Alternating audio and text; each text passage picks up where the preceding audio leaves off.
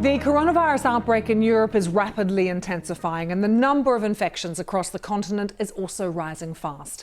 Italy, the worst affected country, is beginning a second day of lockdowns. Death rose by a third on Tuesday. We're now looking at 631 people. There have now been more than 10,000 people infected with the virus in Italy. Here in the UK, a health minister has tested positive for the virus as the government prepares to announce its annual budget. Britain's central bank in the last few hours slashing interest rates by 0.5%. In China, the picture does seem to be improving, with the number of reported new infections actually continuing to fall. Globally, though, the number of confirmed cases of COVID-19 now stands at almost 120,000. 80,000 of those in China. More than 4,200 people have died. Well, European leaders have been updating their countries on the coronavirus outbreak in the last hour. We've been hearing from Germany's Chancellor Angela Merkel, who said experts had told her that between 60 and 70% of people were likely to be affected. It's now all about slowing the spread of the virus. And Italy's Prime Minister Giuseppe Conte has also been giving an update, responding from a request from the worst-hit region of Lombardy to implement even more stringent measures to stop the spread of the illness. I've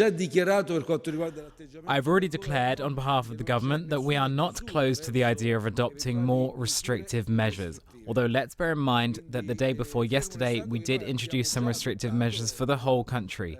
But we are happy to follow the requests based on the curve of the virus contagions. The only thing I would say, and this isn't so much directed to the governors who know their areas and put in requests that are based on fact, but to those who are participating in public debate. I invite you to proceed with caution and a sense of responsibility. Our primary objective, and everyone shares this, is the health of our citizens, because compared to other interests, even on a constitutional level, it's our priority. But let's remember that there are also other interests at play, like civil liberties, social rights, and freedom of enterprise. Italy's Prime Minister there with that update in the last hour. Well, let's take you to Rome and join the BBC's Bethany Bell, who is there. Bethany, can you tell us what restrictions are in place at the moment across Italy and whether people are obeying the rules? Well, under this decree, people can't move from one town to another unless they have essential work reasons, unless they have health problems, or there's a family emergency that they need to go and rejoin their family, or they need to be able to get home. And if you do wish to travel from city to city, you have to fill out a special form justifying your reasons for doing so. And if you lie about that, you could face criminal sanctions for that. Elsewhere, shops are allowed to be open, but people have to maintain a meter's distance from one another. Cafes and restaurants are open from 6 a.m. to 6 p.m.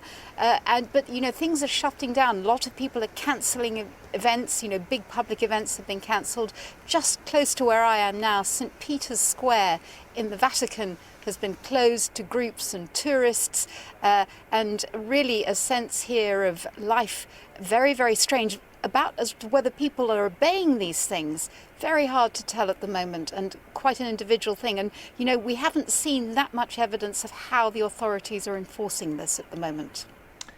Bethany, we've just been hearing from Italy's Prime Minister, who said there could be even stricter rules brought in for Lombardy, which is the worst affected region in Italy.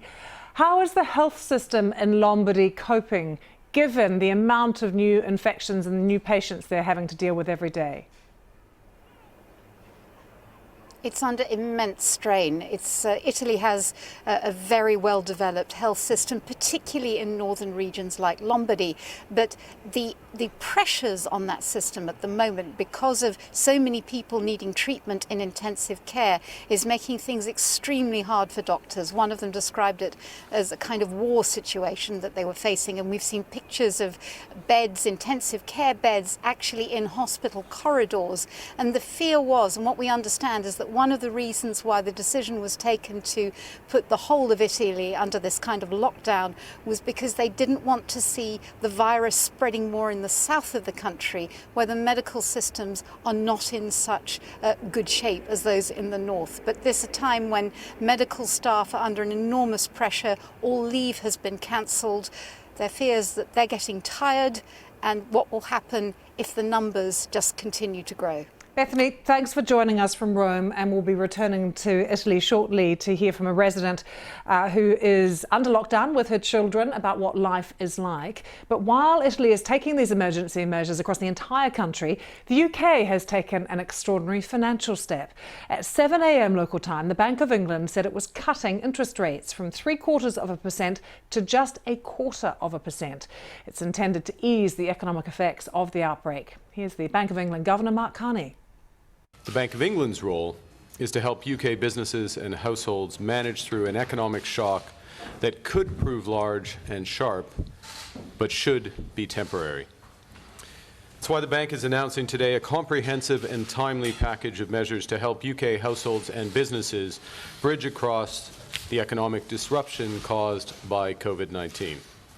These measures will help keep firms in business and people in jobs, and they will prevent a temporary disruption from causing longer-lasting economic harm. Mark Carney there. Also here in Britain, a health minister has tested positive for coronavirus. Officials are trying to trace everyone who had contact with her. The minister, Nadine Dorries, first showed symptoms on Thursday, and that's the same day she attended a Downing Street reception hosted by the Prime Minister Boris Johnson. She says she is remaining at home as advised. She's also said she's most concerned about her elderly mother. The UK doesn't yet have any restrictions on public gatherings, but a Premier League football fixture has fallen victim to the virus. Manchester City's game against Arsenal, due to be played on Wednesday evening, has been postponed. And that's because it's emerged that several Arsenal players were in contact with the owner of the Greek side Olympiacos after their Europa League match. Evangelos Marinikinis tested positive for the virus, although at this stage the English Premier League says the postponement is simply a precautionary measure. Well, the Governor of New York State, Andrew Cuomo, says he will send troops to enforce a containment zone to the north of New York City. The National Guard will deliver food to quarantine individuals in New Rochelle, where a 1 mile, that is 1.6 kilometres, containment zone is being put into place after the virus was discovered there. It comes as passengers left the Grand Princess cruise ship, which was finally allowed to dock in Oakland after a COVID-19 outbreak on board. Vice President Mike Pence has said new measures are being put into place to deal with the infections on board cruise ships coming to America.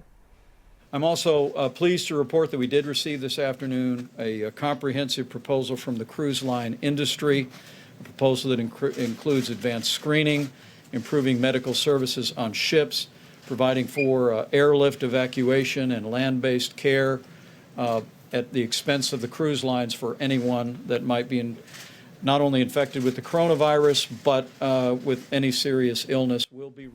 Well, just to give you an idea of some of the preventative measures being taken across the US, let's show you San Francisco right now, where city officials have assembled a fleet of 30 mobile homes, which will be used to help people who don't have their own accommodation to self-isolate if necessary. Currently, there are 14 cases in San Francisco, this initiative costing around $440,000.